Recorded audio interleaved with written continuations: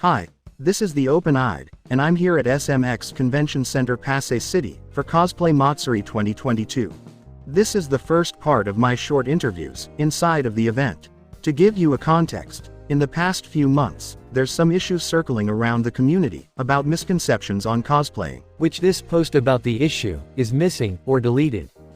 So I asked some of your uprising and popular cosplayers on they are not a real cosplayer if you're not experienced or encountered of. So let's hear about some of their answers. Hello, I'm Mikxva Chin. It's nice to meet you. Ito ulit si Raym Zero.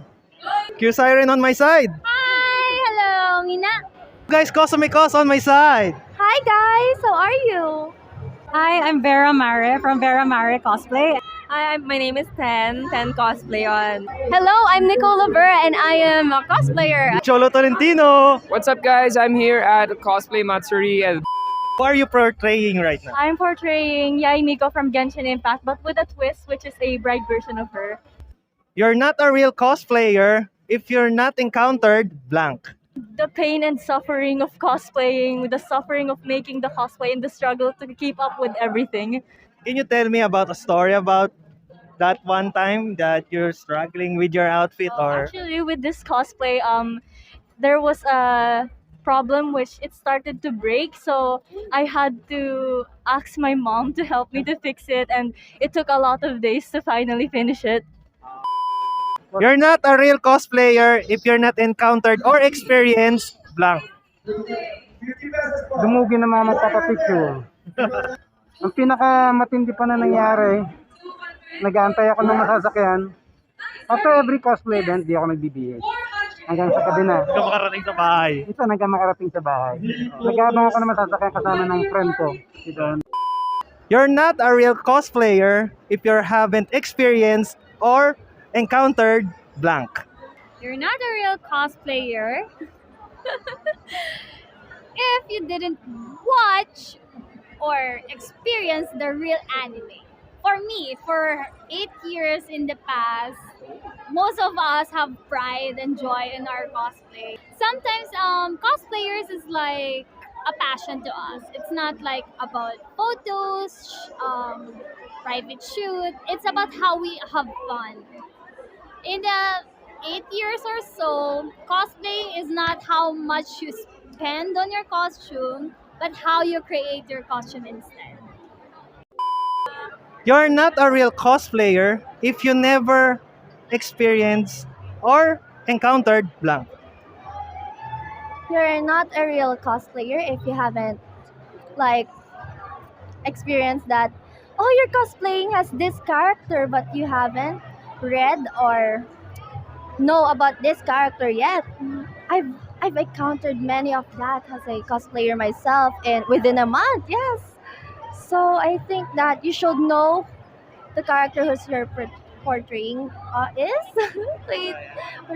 is, and you should know them more before cosplaying them, because you might have been spoiled like that, and like, oh no, your character is dead like that. That's so, I don't like that. So you should know them first before cosplaying them.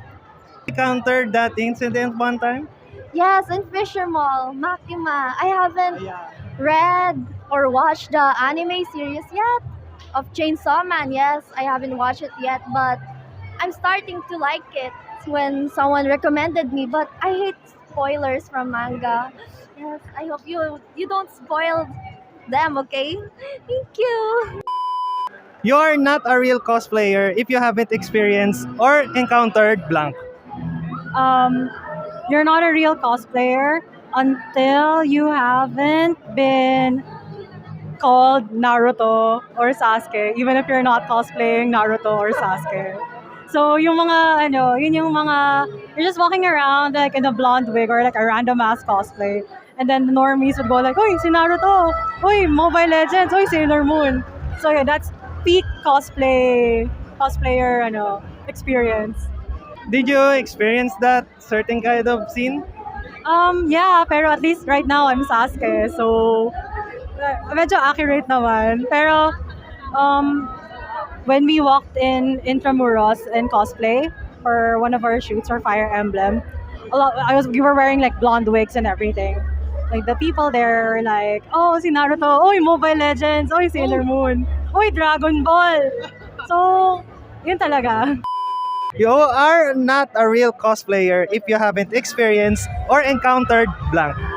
A more lighthearted answer would be a fashion emergency where like your costume breaks down and you need to safety pin everything together. What were you cosplaying in that particular is it? Sage from Valorant. Yeah. It was a really difficult costume to put on. And like things were like coming apart sometimes, but you know, like go lang ng go, gotta act like nothing's bothering you. You are not a real cosplayer if you haven't experienced or encountered blank. Okay. I think you're not a cosplayer if you haven't experienced or encountered like committing to a character, like even learning how they talk, how they move, how they pose especially. So that's actually one of the funnest parts because cosplay is really about portraying a character. No matter how creative you could get, it's always to be a character. Yes.